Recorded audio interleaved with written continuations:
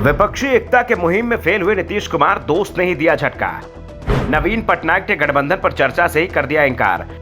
नवीन पटनायक से मुलाकात करने भुवनेश्वर पहुंचे थे नीतीश कुमार। विपक्षी एकता की कोशिश हो रही है। नीतीश कुमार एक राज्य से दूसरे राज्य की दौड़ लगा रहे हैं। कभी कोलकाता जाते हैं, कभी लखनऊ आते हैं, तो कभी दिल्ली पहुंच जाते हैं। चेन्नई, हैदराबाद के लिए दौड़ रहे हैं। 11 मई को मुंबई जाएंगे, लेकिन उससे पहले भुवनेश्वर का टूर तैयार कर लिया। टूर इसलिए क्योंकि भुवनेश्वर में नीतीश कुमार अपने दोस्त से मिलने पहुंचे थे, किसी नेता से नहीं।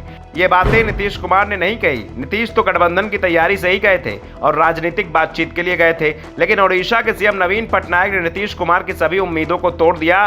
कह दिया कि एक नीतीश से एक दोस्त के नाते मुलाकात की और दोस्तों में जो बातें होती है वैसे भी अपनेपन की बातें की। इसमें राजनीति कहीं नहीं थी, गठबंधन की तो बात ही नहीं हुई। जबकि नीतीश कुमार उम्मीद लगाए बैठे थे। नवीन पटनायक समाजवादी हैं, दोनों कभी एनडीए में साथ साथ रहे थे, केंद्र में साथ साथ मंत्री बने और एक समय था जब दोनों एनडीए के सहारे अपने अपने राज्यों में सरकार चला रहे थे। नीतीश को उम्मीद थी कि 11 मई को जब वो मुंबई में शरद पवार से मिलेंगे तो उन्हें खबर देंगे कि महागठबंधन में नवीन पटनायक भी आने को तैयार हो गए। लेकिन नवीन पटनायक ने नीतीश की उम्मीदों को ही तोड़ दिया।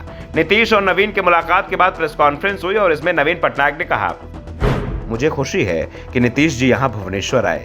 हम पुराने दोस्त और सहकर्मी हैं। हमने वाजपेयी सरकार के साथ मिलकर काम किया है। हम बिहार के पर्यटकों के लिए पूरी जमीन के आवंटन पर चर्चा कर रहे थे।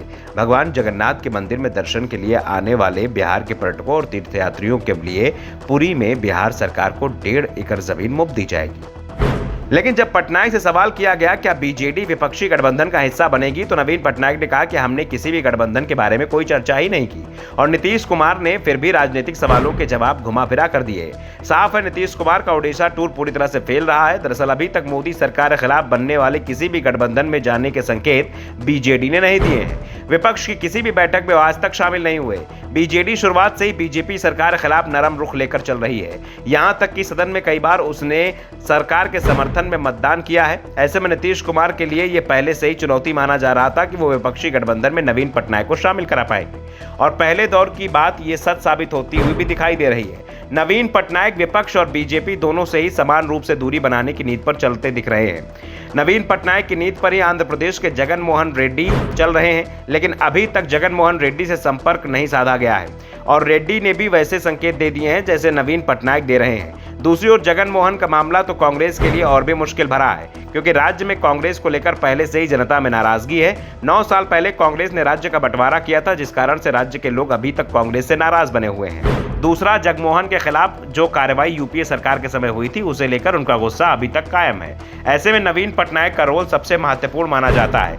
ओडिशा में लोकसभा की 21 सीटें हैं। अगर नवीन पटनायक विपक्षी मोर्चे के साथ नहीं आते हैं तो विपक्ष के लिए यहाँ एक भी सीट जीतना मुश्किल हो जाएगा। सबसे बड़ी बात, कांग्रेस ने नीतीश कुमार को जो टास्क दिया था उसमें बीजेपी, वाईएसआरसीपी, आप और बीआरएस को विपक्षी मोर्चे में लाना था। और जो संकेत है वो बता रहे हैं कि नीतीश की मुहिम सफल होते नहीं दिख रही है। Bureau report, the such India.